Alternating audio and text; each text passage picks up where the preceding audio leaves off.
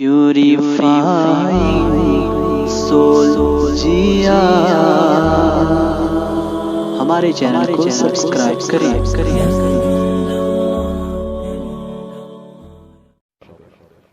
लेकिन कल से लेकर अब तक मैंने यही महसूस किया कि यहाँ भी अब तकरीरें कम सुनी जाती हैं और मुशायरा सुनने का शौक ज़्यादा बढ़ता जा रहा है।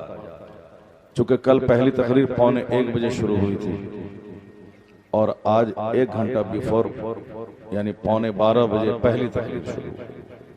बम्बई, राजस्थान, गुजरात के जलसे 10:30 बजे ख़त्म हो जाते हैं और यहाँ 1:45 पहली तकरीर शुरू होती है और उससे पहले 9 बजे के बाद से लेके 1 बजे तक सिर्फ नात सुनी जाती है। तो बनारस का लगता है कि वो मजबूत ताल्लुक जो खिताबात से था वह दूसरे शहरों को देख देख कर वो ताल्लुक भी कमज़ोर पड़ रहा। अगर ये ऐसा ही सिलसिला रहा मुमकिन है कि आने वाले दिनों में तकरीर ही बंद हो जाए और सिर्फ रात भर का मुशायरा चलता रहे। क्योंकि जब लोगों को दीनी गुफ्तगू अच्छी नहीं लगती, नात सुनने में अच्छा लगता है, तो जाहिर सी बात है वो नात ही सुनना चाहेंगे। कौन हराम और हलाल की बात सुने, कौन कुरान करीम की बात सुने। अब मौलाना बैठेंगे तो बोलेंगे ये जायज़ है ना जायज़ है। अब नाते पाक में नाजायज़ और जायज़ की बात तो है, सुनने में मज़ा मिलता है। ये एक शौक है जो हर मोमिन को नात पढ़ना चाहिए, लेकिन नात से ज्यादा अल्लाह के कलाम को पढ़ना चाहिए। अल्लाह के रसूल सल्लल्लाहु अलैहि वसल्लम की तालीमात अहादीस की सूरत में जो हमारे सामने मौजूद है, उन अहादीस की तशरीह उसकी तौज़ीह सुननी चाहिए। अल्लाह तबारक व तआला तमाम मुसलमानों को दीनी बातें सुनने का शौक अता फरमाए और महफिल में बहुत देर तक बैठकर कुछ न कुछ सीख कर यहाँ से जाने की तौफीक अता फरमाए। मैं आज अपनी गुफ्तगू का आगाज कुरान करीम की चंद आयतों का तर्जमा और उसकी तशरीह से मैं कर रहा हूँ। उसके बाद फिर मौका मिलेगा तो तकरीर पहले होगी।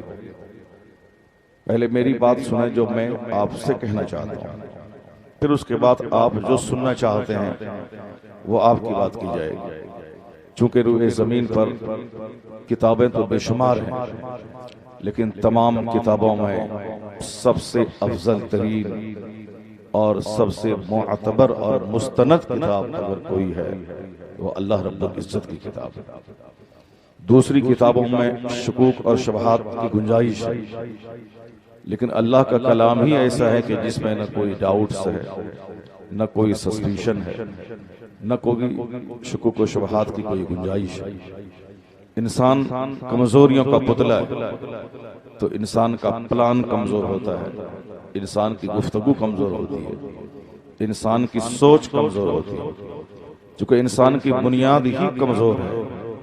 अल्लाह फरमाता है खुलिक़ल इंसान मिन अजल, ये इंसान जल्दबाज पैदा हुआ।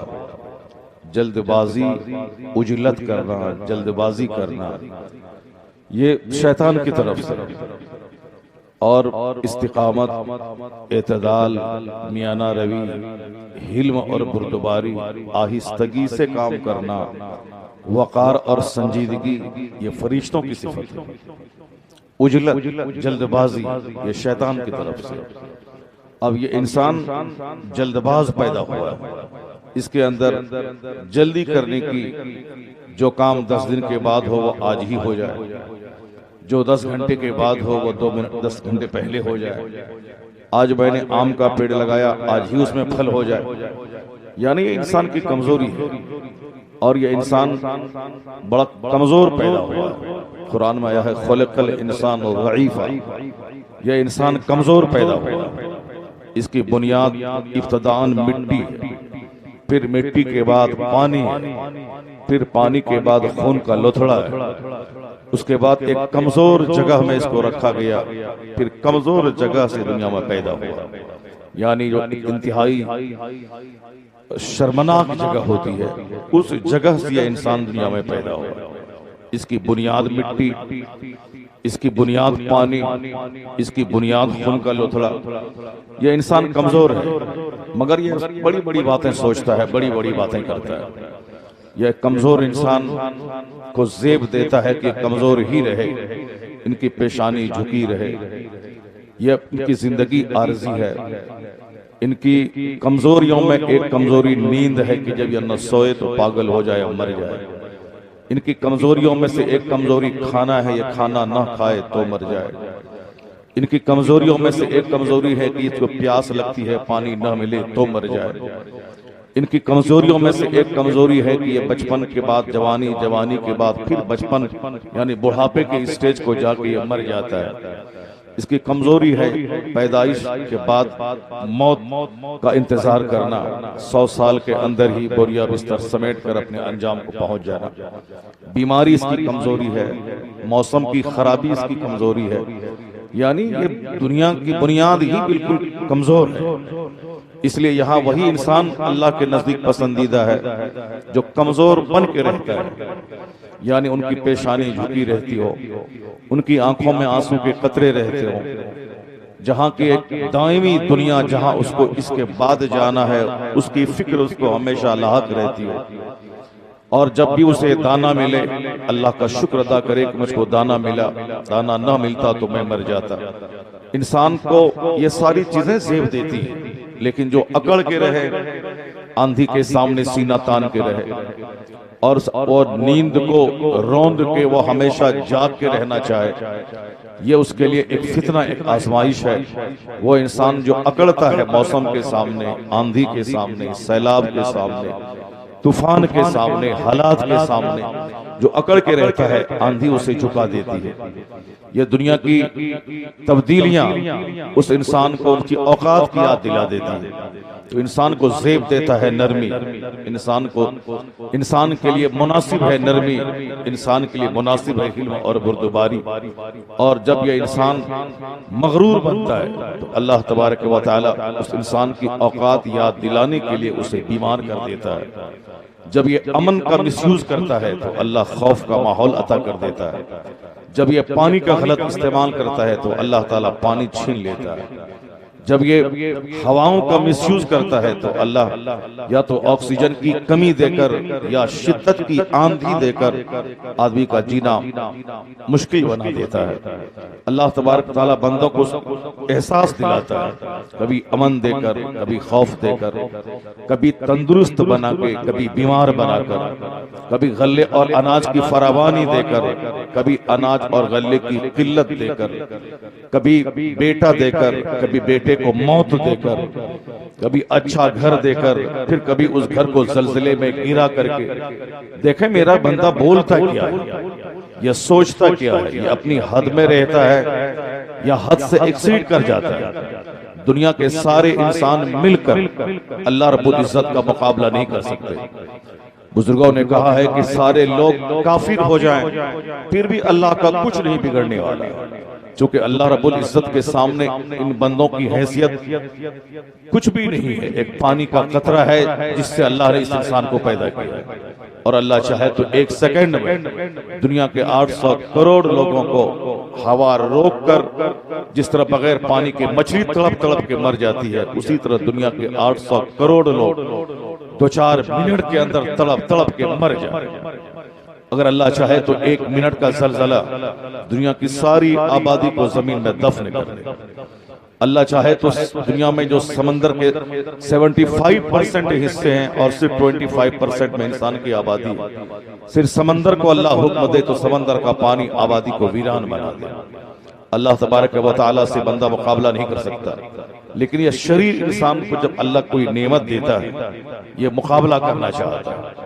फिरौन को सल्तनत दी गई, अल्लाह तबारक व तआला ने उनको बादशाह बनाया, तो अब वो मुकाबला शुरू कर दिया, यानी खुद खुदाई का दावा करने लगा।